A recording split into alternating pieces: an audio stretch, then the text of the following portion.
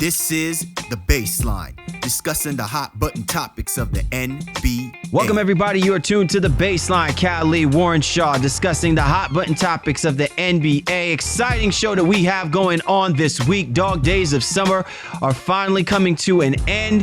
That means we are getting much closer than you expect for some hyped up NBA basketball ready to take off. To discuss everything happening in the association, you know I got to do it with my right-hand man, 50 grand NBA aficionado, .Mac contributor, writer for one of the illest websites, www.shawsports.net, Big Kahuna, PNC, my brother from another mother. Shake the tree loose. What's going on, Mr. Shaw? What's it like down there in Fort Lauderdale, brother?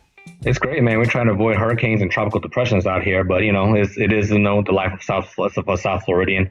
Salute to all the fans, listeners of the NBA Baseline. Thank you so much for tuning in to us on another week, another great show as we talk about the NBA and some stuff that's not necessarily NBA related, because everything that matters for us here that has to do with the sports community, and we always want to bring you the best and newest content out there, guys. Definitely, and we have a great show on tap for you guys in a little bit. We will have a great Q&A session with our man, Anthony Drago. He is the creator of GPS Basketball. He has a book that's already out called Go Prove Something. He'll be on board to talk about that and also the meaning behind PEDs. I know you guys are definitely going to be interested in what he has to say and what that acronym should mean when we talk about pro athletes, not only in the game, but also off the game as well, too. At a segment of the breakdown, we will be discussing players who are poised to take the next leap. This upcoming season, with so many moves that have taken place, a window has opened for guys that we know should be blowing it wide open, given what they've shown us over the course of the last couple of years. Time for them to step up. We'll tell you who those guys are. Once again, we appreciate everyone tuning in to the Baseline NBA podcast. You know how to get at my man Shaw at Shaw Sports NBA, or get at me at GameFace Lee. You can also get at the show's Twitter handle at NBA Baseline. We're available on all the major platforms. We're available on iTunes, Stitcher Radio, Player FM, Microsoft TuneIn. Also simulcasting on the Sports Brothers, so be sure to check us out. Available on Twitter. Go to the Twitter at Sports Brothers. Big shout outs to the guys out there that are helping to put on the Baseline NBA podcast on the map down in the South Florida area and all parts around. We're also available on the Roku channel and available on Google Music, so be sure to download any one of these application and platforms and allow us to be your go-to resource discussing all things in the NBA. As the NBA season kicks off, we always encourage everyone to get themselves ready for an exciting year of NBA basketball. To do that, you need the proper merchandise. And for you to find the proper merchandise, you need the right site to give you the hookups. Well, you need to go and check out fanessentials.net. They give you everything you need, and it can be delivered straight to your doorstep. Here's how. They find the sports gear so you don't have to. Each fan box comes with some amazing gear, makes for a great gift idea for any sports fan. Prices start at $14.99 and $34.99. All you need to do is visit fanessentials.net. Use the promo code BASELINE at the checkout for 30% off of your first month. Once again, go to the fanessentials.net site, select one of the price packages, use Baseline as the promo code at checkout, and get 30% off of the first month. Visit fanessentials.net to get all the essentials you need to get you prepared for this upcoming season. You know how we do, and you know how we like to set it off. It's time now for the breakdown. Time to break it down. Time now for the breakdown. Cal Lee, Warren Shaw, the Baseline NBA podcast. And this week in the breakdown, as we start getting a little bit closer to the start of NBA season, training camp, time for these players to come back, after this, what could be for some a very long, arduous offseason and summer.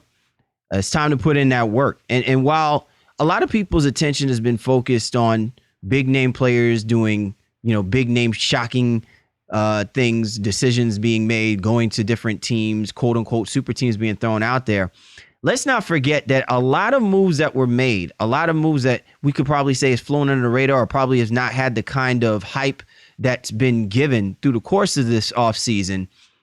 There's some lofty expectations for some of these players to take that next step because now of the movements that have taken place by guys like Horford and Durant, And to me, Shaw, this is a great time for us to kind of start putting our heads together on this and saying, who are the guys that we have an expectation to step up? Like, this is it now, man. With all of the movements now, ain't no ducking and dodging from this. Now is the time for you to seize opportunity to etch your name in greatness, so to speak, as being one of the more talked about players for this upcoming season.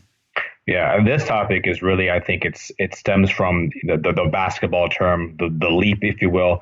A lot of times, I think that term comes from second and third year players, who are now already they've understood, they've played in the game for a little while now, been in the league a little while, and understandingly now it slowed down for them, and now they have figured everything out. And this is a year, in essence, that they kind of go ahead and take that next step, if you will. So for us, it's going to be breakout players on the breakdown, I guess, is how we would go with it. And I have a list of guys that I'm really looking forward to seeing what they're going to be able to do with their new opportunities, as like you said, as a result of maybe other players moving on, or just as a result of their own personal development. Guys like Hassan Whiteside in Miami, guys like Marcus Smart in Boston, Dennis Schroeder in Atlanta.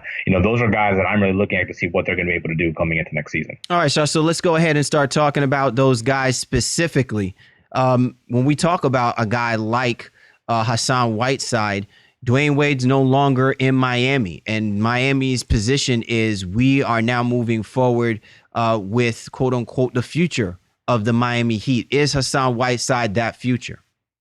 I mean, I think so. I think from a defensive standpoint, you can't deny his impact and what he's meant. He matured at the second part of last season when he was coming off the bench, then obviously was starts back into the starter's role a little bit after the Bosch situation into the playoffs. But this is a guy who averaged 3.7 blocks a game last year. And he knows what he's supposed to do defensively. He's going to be a great rim protector and a great rebounder. But I think he's going to get a few more touches.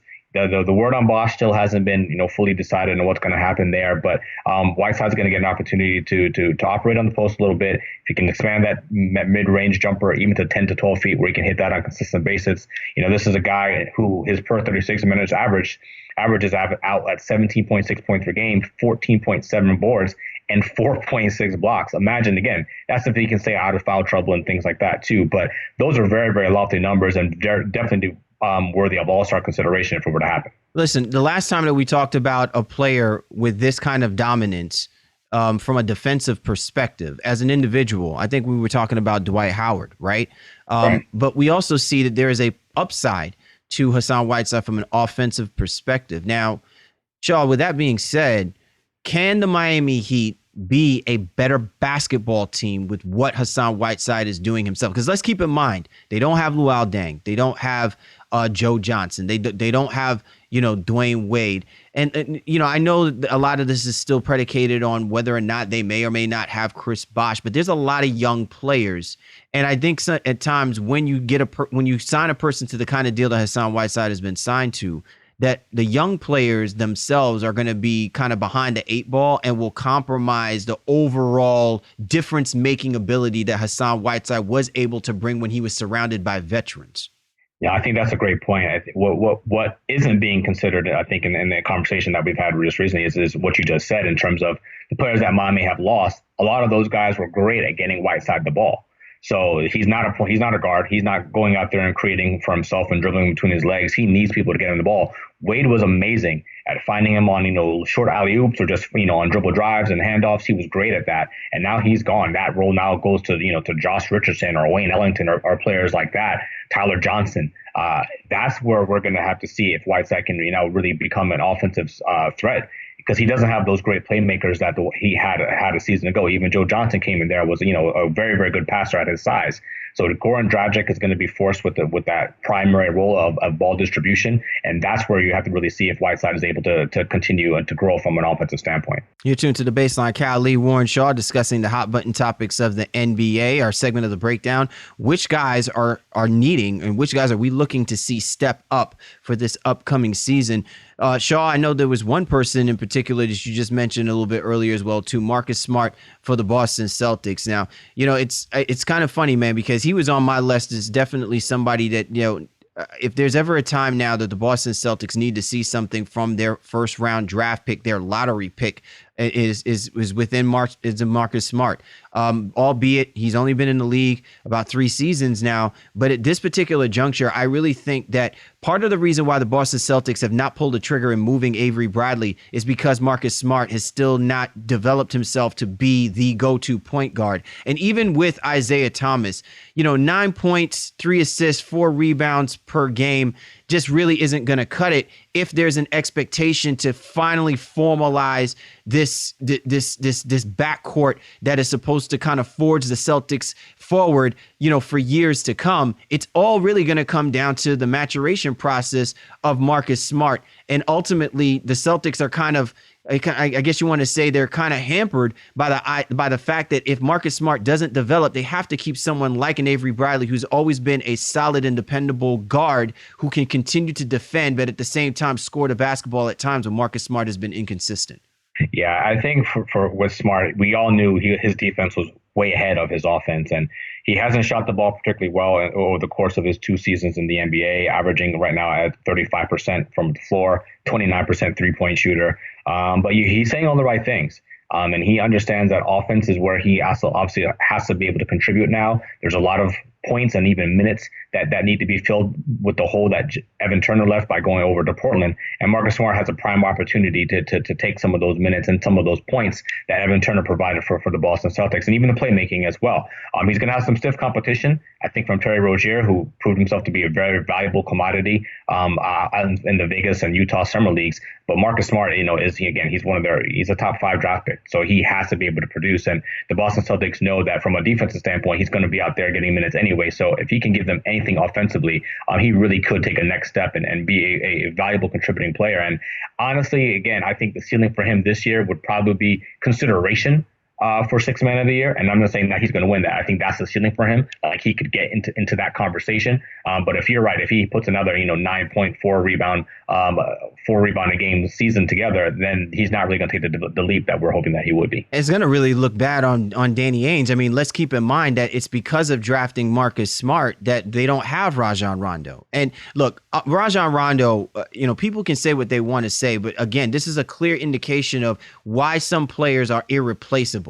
While the Boston Celtics, yes, are a basketball team that has improved over the last couple of years, you become stuck in a situation, not just from a business perspective, but also from a personnel perspective, where what one player was able to do, which is create shots and create plays for other players out there, if the person that you're drafting, that you are trying to develop, doesn't get himself to that point where that now becomes an asset rather than a liability, then you've basically put yourself in the same hole that you were trying to dig yourself out of, which is why we have been talking about this quote unquote 3-headed monster. At some point, one of these heads are going to wind up eating themselves. And ultimately, that expectation with Marcus Smart, I think, is where we're seeing that come to fruition, because it's just going to look bad for a 1st-round draft pick to not put himself in a position at the very best that he's more of a 6th man. I don't think that should have been the intent. Obviously, it wasn't the intent by the Boston Celtics, but ultimately you're expecting more from this guy if he's expected to play the point guard position, because now you're asking Isaiah Thomas to play as a point guard and also as a creator, and you know that that's not Isaiah Thomas's style of play. Yeah, Thomas wants to score. He's still better at that. But I think he's accepted the role that he has to facilitate a little bit for this team. Well, not a little bit, a lot, because he's going to have the ball in his hand, the majority of the time when he's on the floor. But I'm sure they'd love to be able to play Smart and Isaiah together at times, because Smart can guard multiple positions, even, being slider or frame, if you will. He's got a wide base, and, he just knows how to position himself defensively. So Smart is somebody who that they want to see take that next step. And you're right. His name has been mentioned, as a potential, trade piece, if you will, obviously for the Philadelphia 76ers and the Nerlens Noel or Okafor package. They were looking at trying to get a point guard from that. And he does fit, I guess, the mold in this sense that they were looking for. If you could say Smart was Chris Dunn-like, a defensive-minded point guard first who has some playmaking ability. But again, right now he's still in Boston. and he has all the opportunity in the world. And he's saying all the right things. He wants to get better. He knows offenses where he needs to improve. And if he does, I think he will live up to that draft position that he had a couple seasons ago. All right, Shaw.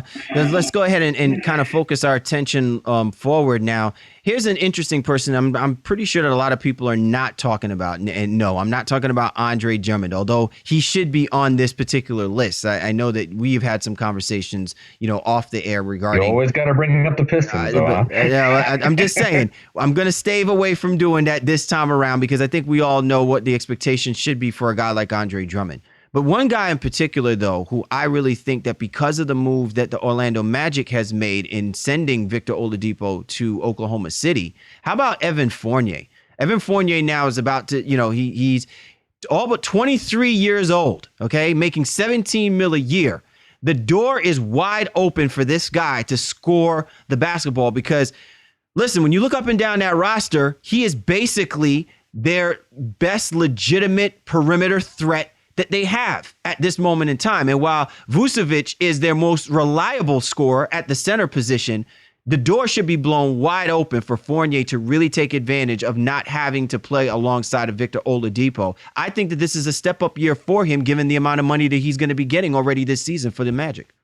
Yeah, I mean, I think that's a great selection. Fournier is a guy who really surprised, I think, maybe 2 seasons ago, his first year in Orlando, and then even more so last year, where he was very consistent and was what took the starting position away from Oladipo. I think whatever it was, 10 or 15 games into the season, Scott Skiles made that move, and everyone was like, well, what the hell? You have Victor Oladipo here.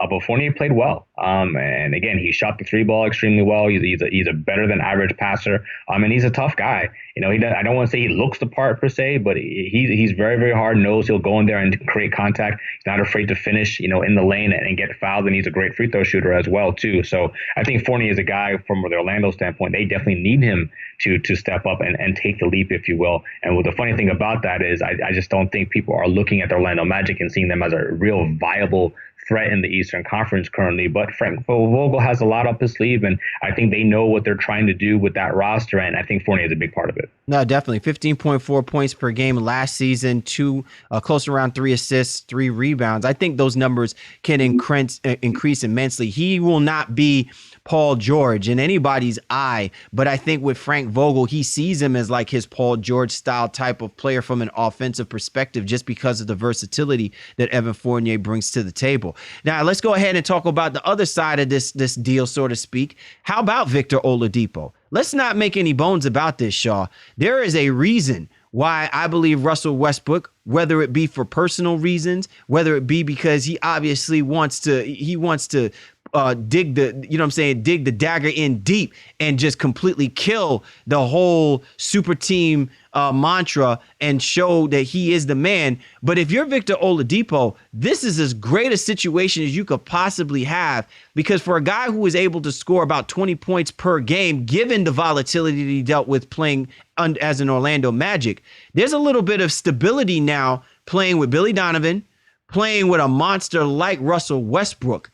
And with his skill set, yeah, this is an opportunity for Victor Oladipo to do what he does in a great market that will obviously be fully behind him through the good or bad. This is a VO, OVO type of season for Victor Oladipo. Yeah, I think that's another good selection with the OKC Thunder. With Durant leaving, the door's wide open. From an offensive standpoint, a playmaking standpoint, even defense. Oladipo came out of Indiana as a guy who could really defend both positions at the point guard and shooting guard. His defense hasn't quite lived up to, I think, his draft expectation. As his offense has maybe even surpassed his defense a little bit. But he's going to go in a situation now with playing alongside Westbrook, where he'll have the keys to the kingdom, if you will, and be able to do a lot of things. Score the basketball, create, and obviously defend, and really try to help that team stay relevant in the Western Conference, which I think we both think that the OKC Thunder aren't necessarily dropping out of the playoff picture. They're just not going to be maybe a top 3 seed or top 4 seed as they were a season ago. But Oladipo has all the opportunity in the world right now, especially playing alongside Westbrook. And I think he's anxious, and we talked about it on an earlier show. where those two guys were working out in LA. They're trying to get their chemistry together. They understand that, you know what, they're not going to, take a back seat just because Durant left that team and left that city. They want to succeed, and Oladipo is going to be a very, very huge key cog in OKC's success, no matter what they do next season. It's interesting because when we look at Victor Oladipo and what he's been able to do over, these 3 seasons, it's almost as if the Orlando Magic, and no disrespect to them, but it's almost as if they've kind of suppressed Victor Oladipo from exploding to be the player that we think he's capable of being. Look, he played in Indiana, and while people in along the circuit had their highs and maybe have had some of their doubts, I don't think that there was any question that if Victor Oladipo is put in the right situation, this guy can literally explode. This could be that situation. It may have taken just 3 years longer than what it really should have been. I had always said that Victor Oladipo being drafted by the Orlando Magic may have been better for maybe the Orlando Magic than it really was for Victor Oladipo. And now I'm glad that he is in a situation or in a scenario where I really think that this explosiveness of Victor Oladipo coming in his coming out party, I think it really will shine, even if he's playing in the shadow of Russell Westbrook. Russell Westbrook is going to do Russell Westbrook. But I really believe that if Victor Oladipo shoots the basketball the way that he's capable of improving his shot over the last couple of seasons and stays healthy, that he can be a formidable force, especially in the Western Conference, where his height and his strength ability can be a definite factor from a mismatch standpoint, playing that 2-guard position out in the Western Conference. Yeah, again, there's not a lot not to like about his situation there right now, and a guy who's probably going to have a little bit of a chip on his shoulder as well. I mean, imagine that, 2 guys who constantly now are going to have a chip on the shoulder with Westbrook and him and Oladipo. That backcourt is going to be looking to take heads out, come this next season too. So I can't wait to see what they do. But I think it's a great selection, picking Oladipo as a potential breakout player, especially in the year that he's having. His contract year should be coming up as well too. So OKC is going to be trying to figure out, all right, well, are we going to extend? And I'm sure they will. But at what cost? What kind of money will Oladipo be commanding out in the open market? A guy I mentioned earlier, though, who I think is going to just lose his mind from a statistical standpoint is Dennis Schroeder on the Atlanta Hawks. With Jeff Teague being moved to the Indiana Pacers, I do not see how Schroeder doesn't break out. And, for those fantasy basketball heads out there, this is a guy you're going to have to go and get early because his per 36-minute average is, almost at 20 points a game, 8 assists. Those are great all-star type level numbers. Again, I don't think Schroeder's going to be an all-star in the Eastern Conference, but his statistics will definitely warrant some consideration when it comes to that, as long as he can stay healthy out in Atlanta. Most definitely. You're tuned to The Baseline. Cal Lee, Warren Shaw, discussing the hot button topics of the NBA. As I said, we're going to break down which guys are ready to step up and make things happen for this upcoming season. Okay, so we're talking about guys, obviously young, up-and-coming guys, but what about some veteran players, man? What about some guys that, they've been in the league for a few years, and this is about as critical a time now as I think the expectations really should be for them to step up in whatever we expect them to be. Guys maybe like Boogie Cousins. Like, this is now what we should really be talking about Boogie Cousins as a person who can help break the mold of the perceptions about being an MVP type of player. He's fresh off of winning a gold medal. He's the type of guy where, when the ball is in his hands, he basically is a walking MVP type of player, but he will always have these mental ruts and these game ruts where he takes himself out of that MVP conversation. How about Anthony Davis? I mean, this is a guy where basically the city of New Orleans are resting the hopes on this scrawny, broad shoulders of Anthony Davis. And it's not so much the fact that Anthony Davis is an MVP caliber type of player. It's Anthony Davis can't stay healthy. And at some point, you have to start wondering what's going to supplement New Orleans' ability to get that second player to complement Anthony Davis so that they can be a formidable force in the Western Conference. And to me, I think a lot of that has to be his play. He has to step up his play, and he has to basically reinvigorate the attractiveness of why we were saying a couple of seasons ago why anyone and everyone should be looking forward to playing with Anthony Davis, because he's that kind of player. No, those are two great selections too. And you go from a veteran standpoint, guys have been in the league, and maybe even guys have been all stars. But I think we already know that Westbrook is another guy who's going to set the league on fire. Probably have his best statistical season. James Harden, who was won the Players MVP award 2 seasons ago, and although he didn't win the regular MVP, I think he's looking to have a comeback and redemption type year, and could have a breakout type season as well too. You're talking about the Atlanta Hawks. What about Dwight Howard?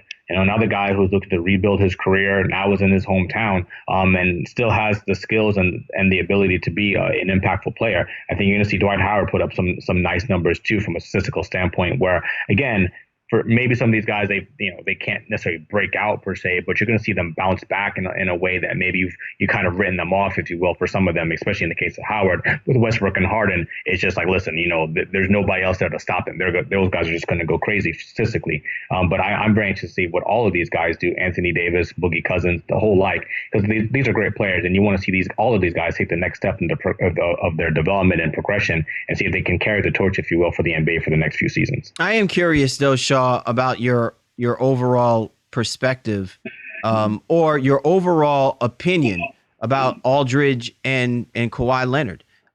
Look, no one's questioning what LaMarcus Aldridge brings to the table.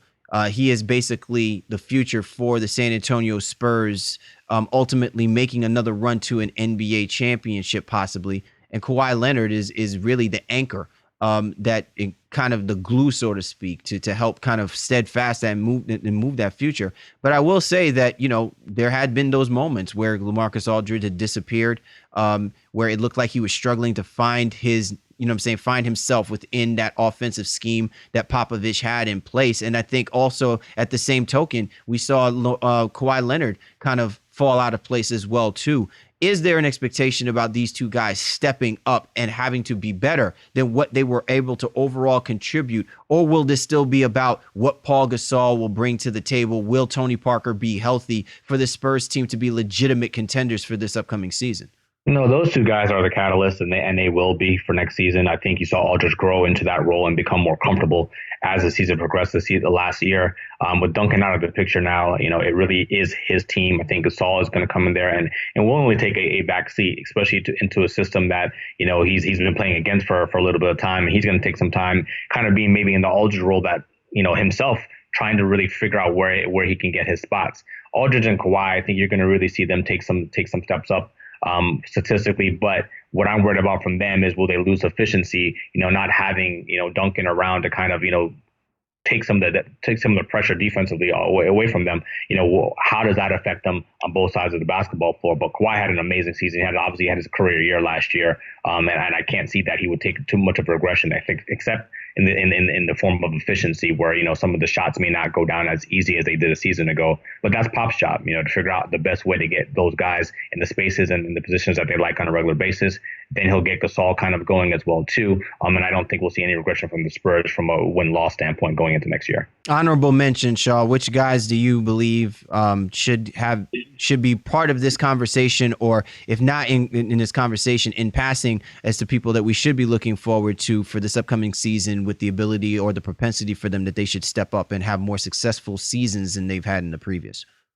Well, I think I'm going to go with two teammates in Milwaukee. I'm going to say Giannis and Jabari Parker out there. I think those two guys are poised for great seasons. Parker, coming off that knee injury last year, really started to pick things up in the middle part of the season, along there with Chris Middleton and obviously Giannis, as I just mentioned. This team, I think that team is going to have a bounce back year, and you're not going to want to see them, man. They're just so long. But Giannis playing the point guard position as well too. You're going to see so many great stats and numbers from him. Triple doubles out the wazoo coming out of Milwaukee. D'Angelo Russell, I think getting rid of Byron Scott is going to do great wonders for his confidence. Now, being coached by Luke Walton, you saw Russell have a great summer league, and I think he's really ready and poised to show why he was the number 2 pick in the draft last year. And I think it's going to be year 2 for him, but I think he's going to have a nice little step up. Final guys, Otto Porter, who I think we've been waiting on to really, really be consistent, and also Rodney Hood out in Utah. I think he's going to take another step as well too.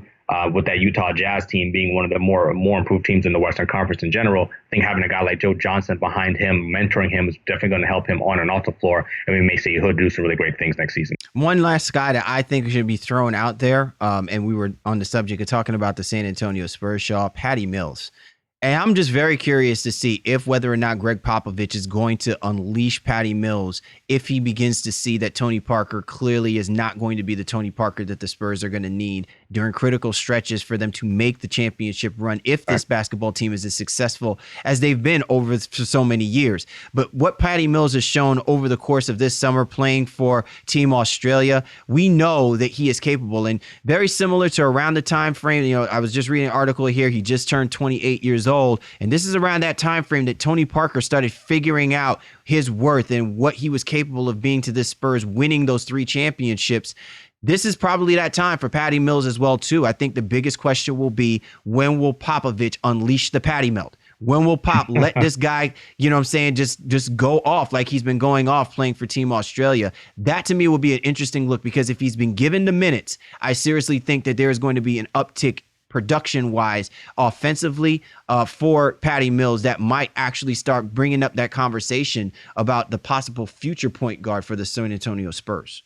Yeah, well, they also drafted somebody, late in the draft, that kind of slipped to them too. So he may get an opportunity, but Mills is definitely the veteran guy there. Still more of a shooter, not a great play creator just yet. And at this stage of his career, I think he kind of is what he is. But yeah, I think, Parker always seems to go down with some sort of injury. That's just the nature of the beast at this point. So Mills will definitely get his opportunity, and especially, in a system that has to be changing as the Spurs, kind of pass the torch on to Kawhi and the LaMarcus Aldridge era, if you will. Patty Mills should be a great catalyst for some of the things that they're trying to do offensively. Definitely. A lot of guys that we should be keeping our eye out for. 2016-2017 season isn't just about Kevin Durant, isn't about the Heat with the Oklahoma City Thunder and the Golden State Warriors or the Cleveland Cavaliers. It's all about the doors opening up for some of these second, third year players, and even some of these rookies, and the emergence that could possibly happen for themselves and their respective teams. Should definitely make some interesting storylines for us to be following as we start approaching this upcoming NBA season. You're tuned to The Baseline. Cal Lee, Warren Shaw, discussing the hot button topics of the NBA, and this was The Breakdown. Time now for The Drop. Cal Lee, Warren Shaw of The Baseline NBA podcast. This week on The Drop, we have a really great guest on board with us to help us kind of broaden our minds a little bit. So many times, Shaw and myself, we like to bring up interesting topics about NBA basketball players and the things that they go through, whether it be from the training aspect of things or even just through the course of an NBA season. But as always, we like to dabble into all of the nuances. And with us this week, this guy has had so many years of experience, not just only being a physical trainer, but also a personal development trainer for basketball players, basketball athletes alike. He has a new book out that is completely tearing up on the online social medium, and we're just excited to bring him on board. The name of the book, if you guys are interested, it's called Go Prove Something, a basketball player's guide to legally using PEDs. On with us this week, author Anthony Drago. Anthony, thank you for joining the Baseline NBA podcast. Thanks so much for having me, man. I really appreciate it. First things first, Anthony, the title in itself stands out on its own. And I'm really interested on what was the thought process in how you created this as being the title, and really what's the premise and the urgency behind your desire to put this book out, not just for the basketball athletes, but even for the everyday consumer who needs to understand what you have to do in order to train athletes alike mentally and physically. Well, the premise behind the book, well, first of all, let me just, commend you guys for a great job you guys are doing with your podcast. I mean, I've listened to a bunch of episodes and it's absolutely amazing information. You guys touch on different subjects and get people to think outside of the box, so to speak. So I want to commend you guys first and foremost for what you guys are doing. It's fantastic, and keep up the great work. Thank you, sir. Appreciate that. Oh, absolutely. Absolutely. I guess the premise behind the book is it started off as my training company, and it's called Go Prove Something. And if you guys haven't seen the logo, you could check it out on my website. But the logo is the Interstate Shield. As you go down Route 95 or any interstate road in the country, you'll see the blue and red sign. And it stands for Go Prove Something. And Go Prove Something GPS is kind of a way to get people to think differently. This world with the kids, especially the youth, we're going in a kind of a different direction where it's not the best for the youth that's going on. So in other words, they think they should be handed everything. You go into youth sports now and they think that everything should just be handed to them. You go to events and there are participation trophies and there's no more getting knocked down and dusting yourself off again. So as the kids get older, I've seen it with the kids that are, older in my community, where there's kind of attitudes that they think that they should just be given things, whether it be a job or a position or whatever it is. So Go Prove Something is kind of the premise behind everything I'm doing. Now, the book, Go Prove Something, and a basketball player's guide to legally using PEDs. Now, obviously, we all know in the world of sports, PED stands for performance enhancing drugs. Now, that's not what I'm talking about. I don't want people thinking I'm pushing PEDs, but it's to get people to grab the book and go, what's this guy talking about? And PEDs in my world, and I believe in the world of every successful person, regardless of their industry, is performance enhancing decisions.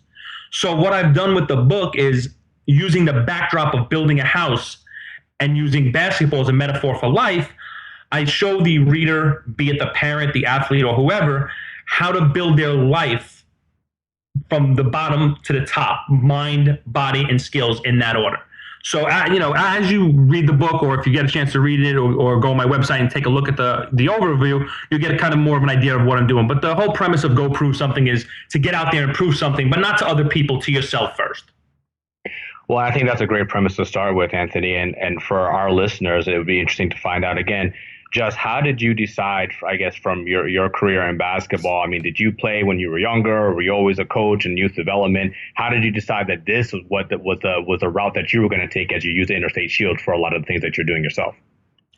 Well, for me, I've always been playing basketball probably since the age of 7 or 8 years old. It's been in my blood. I played high school, was going to play college, then decided to go to the military. Always had the aspirations of playing pro, but like my book says, in my motto is Go Prove Something. I never did that for myself. I always, made the excuse of why I didn't make it, or why, I couldn't do it, or why I couldn't go overseas and play.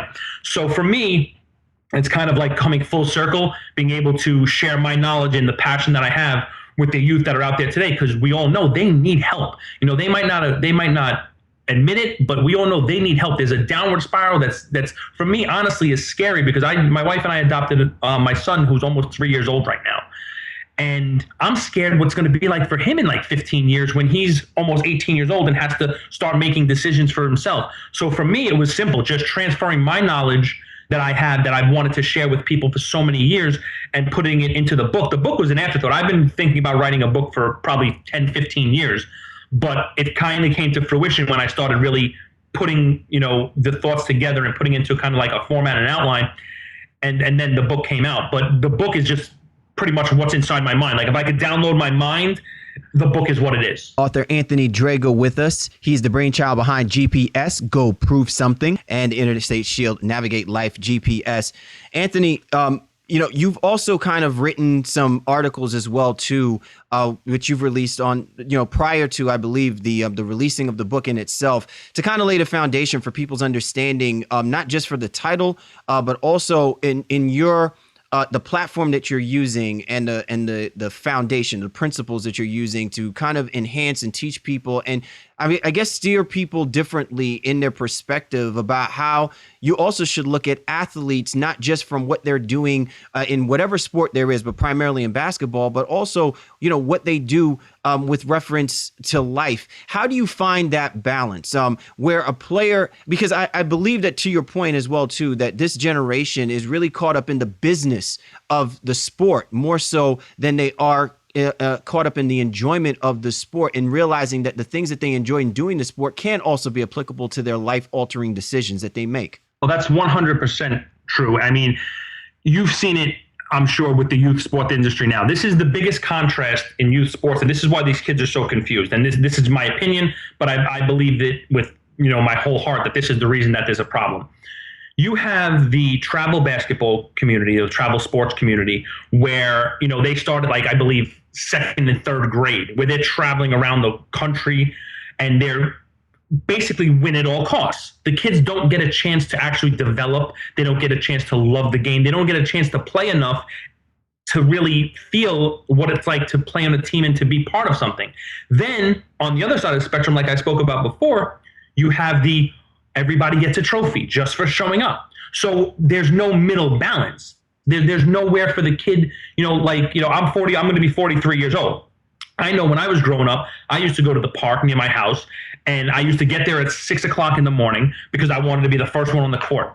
And I didn't want to lose because if I lost, I'd have to sit on the sideline for 2 hours because everybody filters in and everybody wants to play on the good court. Everybody wants to play against the best competition. Sometimes games, they happened on the other courts, but you didn't want to be part of that.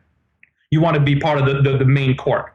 So that doesn't exist anymore. They don't have these kids fighting for anymore. And and the example is being set by a lot of teams in the NBA with, guys like LeBron James leaving and going to, a super team, so to speak. Or, like now, more recently with Kevin Durant leaving a team that he had was a great team, was a few seconds away from knocking off the defending champions, and he's going to a great team. So I think the kids are seeing this and they're just expecting, okay, well, I'm just going to get things. And that's not the way life works. You're not going to go through college and graduate and go for the first job that you want and just get it just because you went to the interview. But that's the way these kids are thinking. And that's what they're being set up for because of the way the industry is. So there's no middle ground on it. It's either win at all costs or everybody wins. And that's not the way life works. So this is kind of a guide, not even so much just for the basketball community, but for kids, for parents to kind of, dig back into their soul and realize, everybody, all the adults and all the personal development guys that are out there for the most part are geared towards the adults to get that fire back like when you were a kid, to, dream like you were a kid again. Well, my position is, why not start them off that way? Why not get into these kids starting at like third grade when they can kind of comprehend what's going on and get into their minds now so they start making good decisions as opposed to try to break bad habits and make good decisions. And not only that, but for them to, one of my mottos is that the better the person, the better the player. I think that, the character is missing from a lot of sports today. Like, it's great that athletes are, super athletic and they can jump through the gym, and that's fantastic. But what are they doing and how are they conducting themselves off the court? They like to say, oh, I'm not a role model, but yes, you are. It doesn't matter what industry you are. Me right now, I'm a role model. Might not be to the masses around the world, but I am a role model to my son, to the people I interact with. You guys are role models for all your listeners, for all the people that you deal with. So everybody's a role model in some way, shape, or form, but the better you conduct yourself off the court, so to speak, the better player you become on the court. That's my opinion. Well, as you talk about being a high character individual, what does it take for you then, I guess, in terms of the impact? Because a lot of these things sometimes is measured by numbers. Do you have a certain number in your mind in terms of people that you want to reach on a regular basis or on an annual basis through your training and through your book? Or, what are some of the success stories that you can share with some of our listeners? Well, there's not really a number. I mean, I believe if you touch one, you've done a great job. I mean, there's no way to put a number on how many lives you touch because you can never know what's going to happen for one person. But, if you're asking for success stories, I'll tell you my favorite story, and it has nothing to do with a guy playing in the pros or overseas or anything. There's one guy that I did train years ago, a gentleman by the name of Kyle McElharney. He was Staten Island's leading scorer. He played for Notre Dame. He played in the Maui game, I think in 2010 or something, or 2009, 2010, and he had 10 threes against North Carolina, and Coach Roy Williams said like he was the best shooter that he's ever seen. And I worked with him for a few years while he was in Notre Dame, and now he's playing overseas. He's a god. There's billboards of him in supermarkets. He's just tearing it up out there. That's not my favorite success story. Although he's a wonderful kid, humble as all hell, that's not my favorite. My favorite is a young man now by the name of Julian Bendeke. Now, Julian came over, I think in probably about 2008. I'd say 2008, 2009. And he came over from Africa. And he came over specifically with the goal to go to the NBA. That was his goal. He came over, he worked with my mentor, who I still work with occasionally today, a gentleman by the name of Jerry Mosley. He has an organization, a not-for-profit called Shoot for Success Coaching with Character. And that's where I kind of got all my my mentorship from and kind of shaped my mind for the way I approach things now. But Julian came over. I started working with Julian. I worked with Julian probably for 2 or 3 years at least. Julian never had, much money. He lived with his sister, I think, or his cousin. And I used to pick him up and take him to the gym and work him out as much as I can, talk to him, develop his mind as much as I could. He was always humble, always hungry, always respectful, wonderful kid. He went down to college in Florida.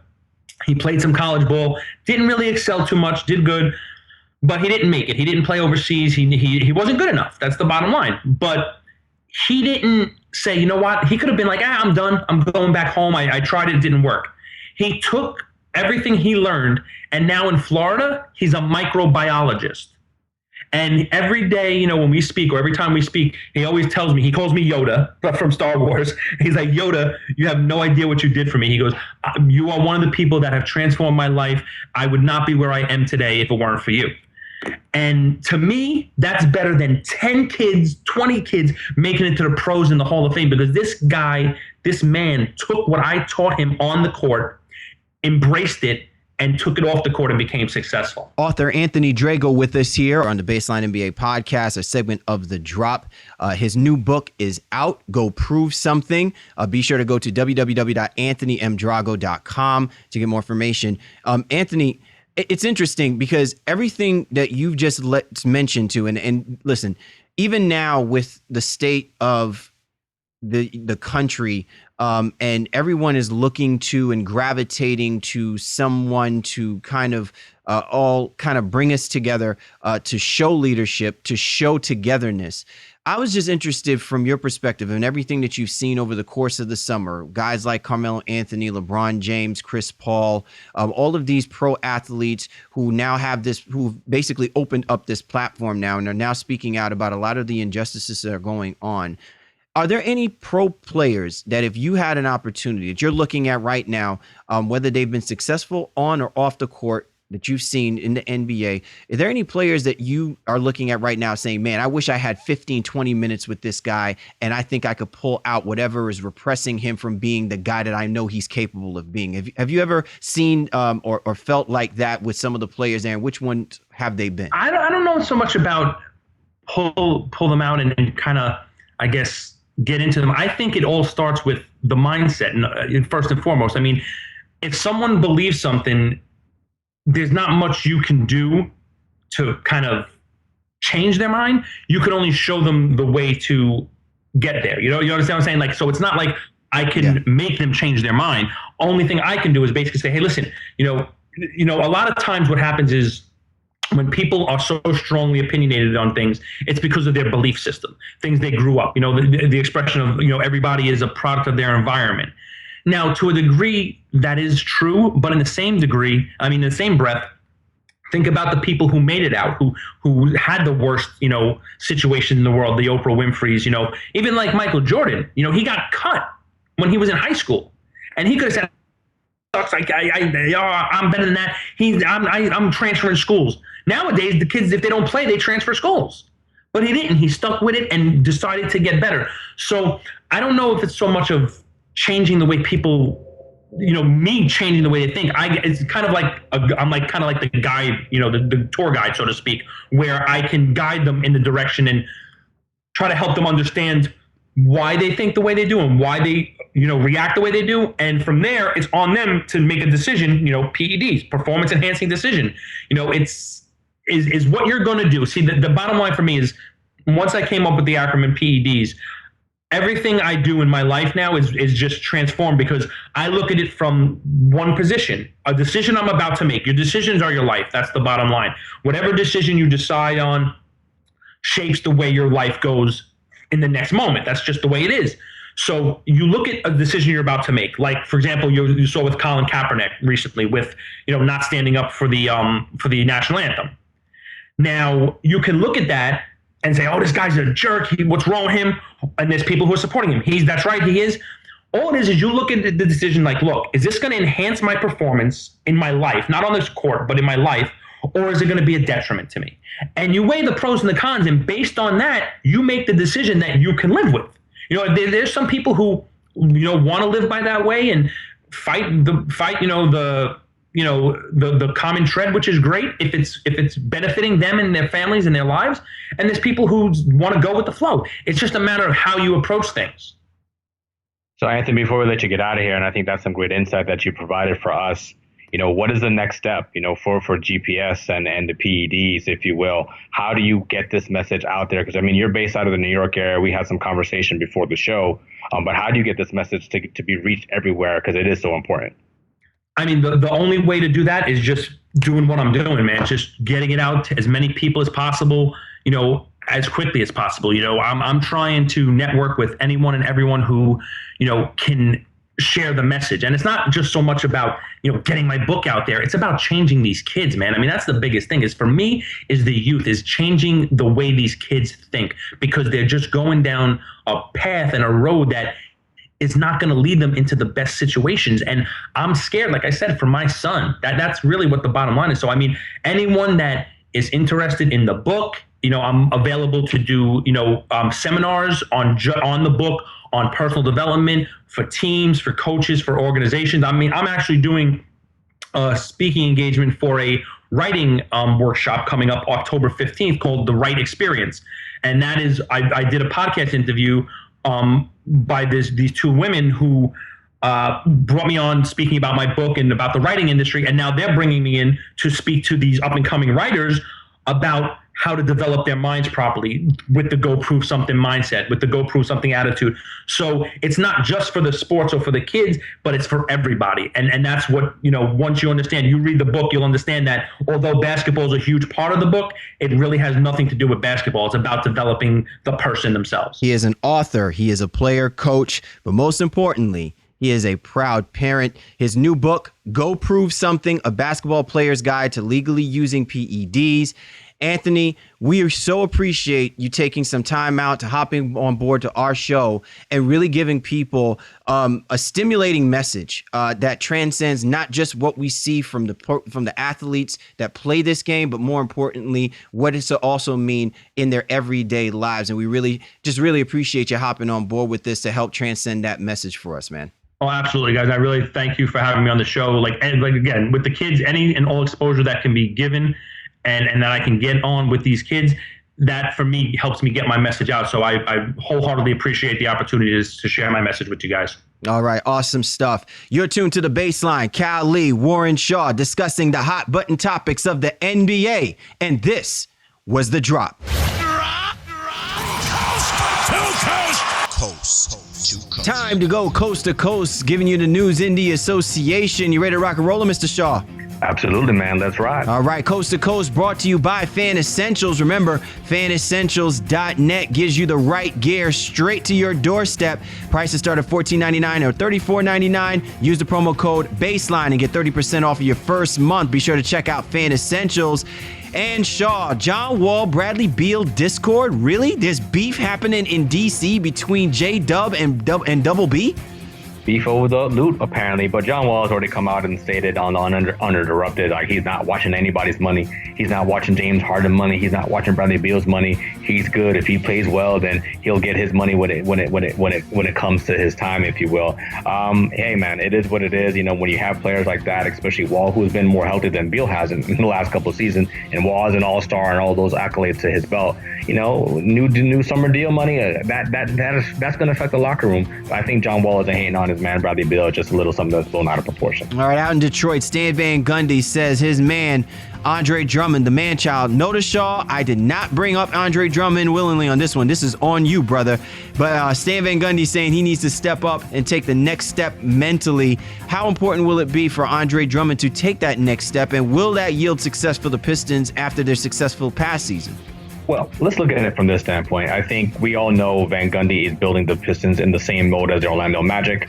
So now we're having the same kind of, retread, if you will, in terms of him challenging his big man, how he challenged Dwight Howard, and saying Dwight Howard needed to take that next step mentally some seasons ago. Now it's Andre Drummond's turn, and I think he's right, and especially from a free throw standing point, and a lot of people think that's a mental issue, why he's not able to shoot those free throws and can't be out there in the fourth quarter.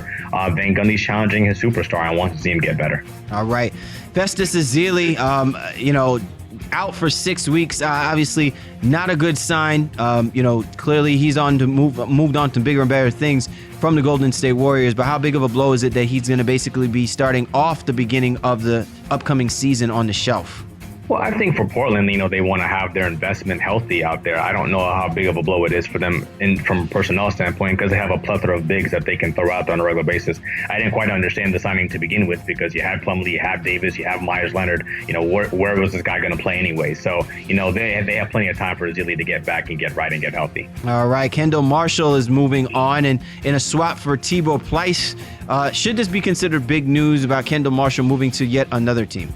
Well, they've already waived him out in Utah, so I just reading something as we were going on air that, he might be an option to be a backup in Washington behind the aforementioned John Wall. Utah had no intention of keeping him on the roster. They waived him 2 hours after the trade was complete. Pleiss is another guy, going to Philadelphia. Too many bigs out there. We already talked about this, many times. Embiid, Okafor, Noel, Dario Saric. No reason for them to keep Pleiss on their roster too. So I think this is more Philly made it to get the cash and get the roster picks.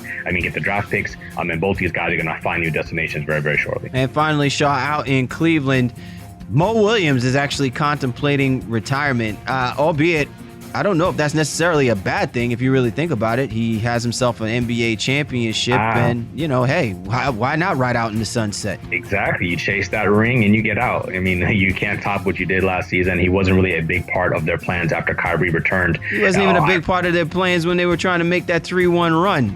And that's a shame because he started off the season, very, very hot, was contributing to them for a great deal. And then they decided philosophically that Melchior-Dellavedova was going to start getting minutes again. And I thought that was just a move, in preparation for when Kyrie returned. But when Kyrie returned, Mo Williams was at the end of the bench and just didn't get any minutes at all. So listen, hey, he can still shoot a little bit and shoot the three and score every now and then. But you want to chip, man, go ahead and sit down. You've had a nice career. No reason to go ahead and risk it any further. Oh, man, look at you advocating some of these NBA players, to quote unquote PEDs, man. PEDs, right? Performance enhanced decisions. Exactly.